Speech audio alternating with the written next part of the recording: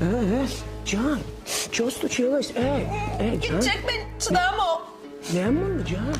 Sen boğuya koydun var ha. Hava? Şunu bilmeli yaptım. Ne? Tabii biz problem Can. Olur yardım etmesine Can. Ayağı çalıyor. Krem var ha. Hava? Elime çalıttırmayalmışım. Yüzüme de çalıttırın. Ay Can, onu alat etmesine yok. Ecengül kapıyı kalktı. Kapıyı açmadım. Ay ben düşündüren Can, onu alat etmesine etneme. Öyle hiç kim yoktu deyip aydarım ben. Şöyle mi? Hava? Değil mi? Düğünüm sen dört sefer PlayStation'da FIFA'da uttum aro. Ay kamanda mı o derler ben Can, o ne o de, o çinler ne med oturma o. Yaman dostlarım geldi PlayStation oynamanı vurup koyuverdim. O şundan kalan mı Can onları? Şöyle mi? Kıyıracak kalemi.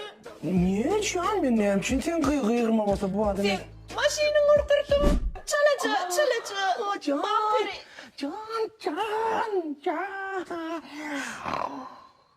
Ay Can kovacak.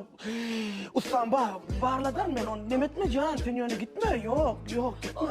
Emsilaycıktan alan ullu hali usturağımız var ha.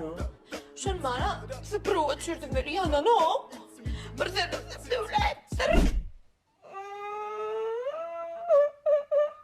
Mr. Bombastic, bomba fantasta. Con el ismi susamet. Bara.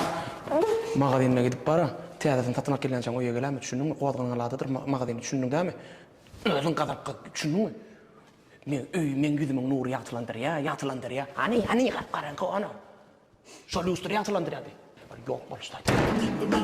Tanta máquina, santa máquina, ne tanta máquina, arca máquina, bomba arca máquina.